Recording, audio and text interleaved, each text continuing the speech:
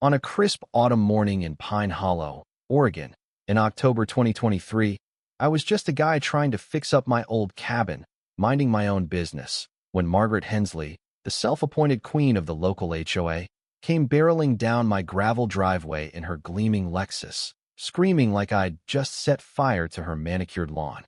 She jabbed her finger at me, her voice shrill enough to scare off the deer grazing nearby.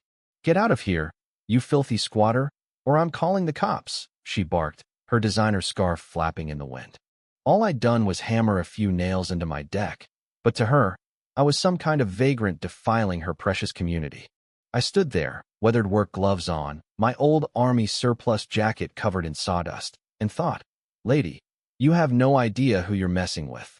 When the police cruiser rolled up 20 minutes later and the officer stepped out, the look on Margaret's face when she realized her mistake was pure gold. Let me know where you're reading this from, trust me. This story of sweet revenge is one you won't forget. Let's rewind a bit. My name's Thomas Granger, but folks call me Tom. I'm a retired Army Major General, widowed 2 years ago when my wife, Emily, lost her battle with cancer. After her passing, I decided to return to a cabin I'd bought back in 1987, nestled on 50 acres of untouched wilderness in Pine Hollow. I hadn't been back in decades, thanks to years of military deployments across the globe. The place was a wreck-sagging porch, cracked windows, but it was mine, a sanctuary where I could grieve and maybe find some peace. At least, that's what I told everyone. The truth? I was there for something far bigger, but I'll get to that. That Sunday, I was out front, installing a new security system and patching up the deck, dressed in my old field gear. Practical, not flashy.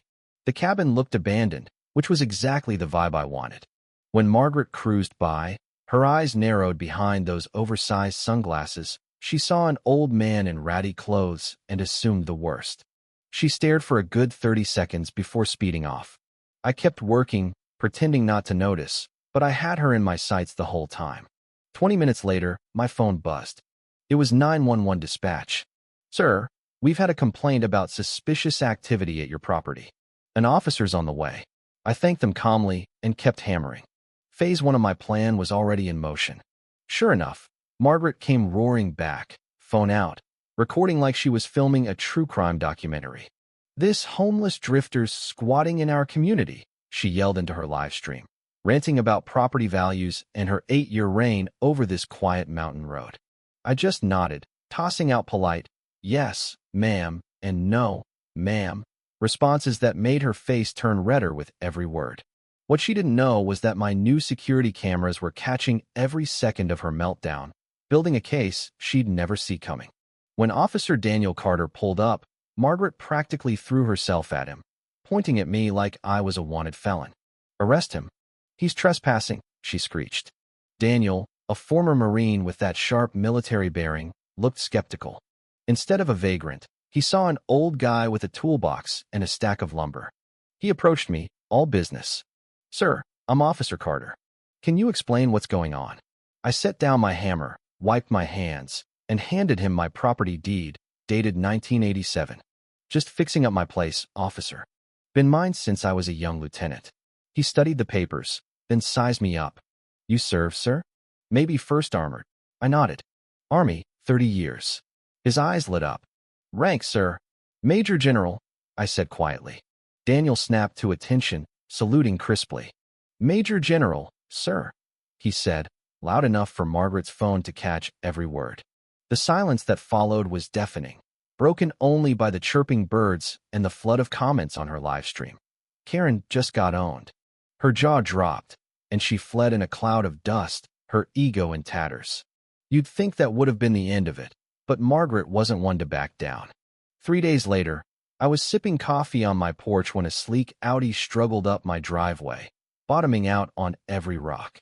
Out stepped Lawrence Bennett, a lawyer who looked like he charged $1,000 an hour just to breathe. He handed me a thick envelope, claiming my cabin violated adverse possession laws and that the HOA had concerns about my presence. I let him ramble, watching a swarm of mosquitoes turn his tailored suit into a buffet. Then I handed him my own folder deeds, tax records, survey maps proving I'd owned this land for decades and never missed a payment. "Son, I helped draft military property laws at the Pentagon, I said, smiling as his confidence crumbled. But something was off. Lawrence kept glancing at his phone, nervous, like he was waiting for bad news. When he thought I wasn't looking, he snapped photos of my property, far too interested for a simple neighbor dispute. Maybe we can work out an arrangement, he suggested, fishing for a deal. I played dumb. Just fixing my cabin, son. As he struggled to free his sinking Audi, I knew Margaret wasn't just about HOA control, she was hiding something much bigger. I called my son, Michael, a corporate lawyer I hadn't spoken to in months. Our relationship had been rocky since Emily's death, blamed me for being overseas too much during her illness, and I couldn't argue. But this was bigger than our issues.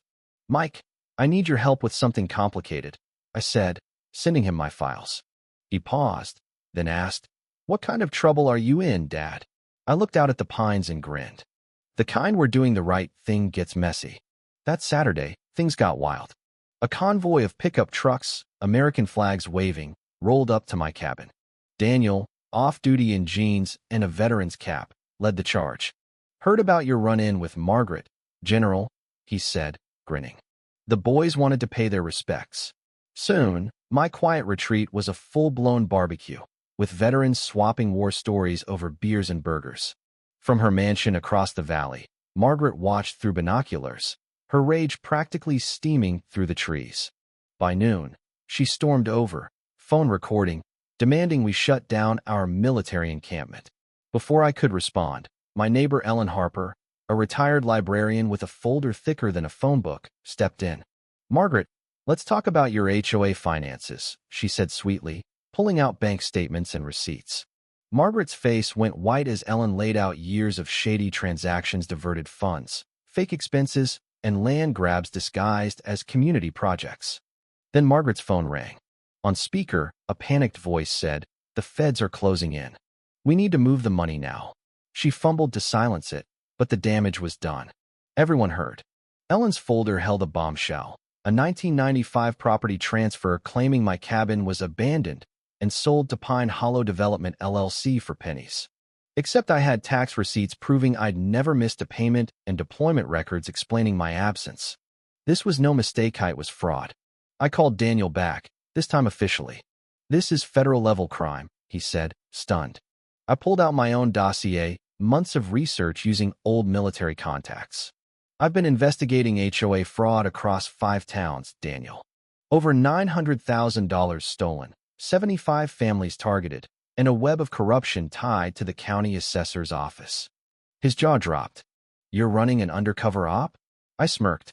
30 years in military intelligence doesn't just vanish. The FBI got involved fast.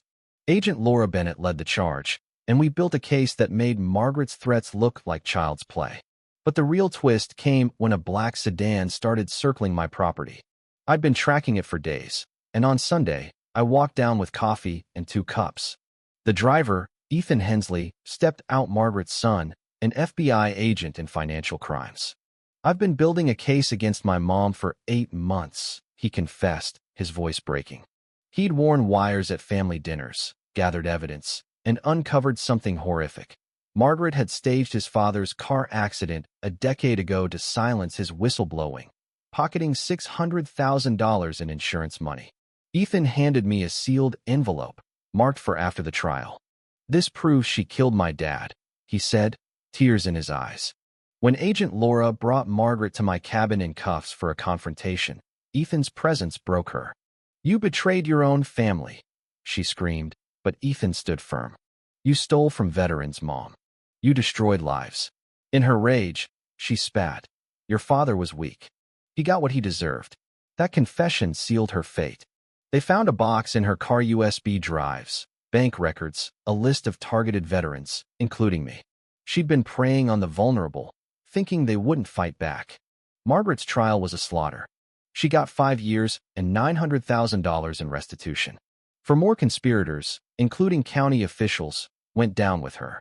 My evidence sparked a RICO investigation, exposing a $250 million fraud network across 4 states. But the state AG's letter chilled me. I was a target, with 6 witnesses already murdered.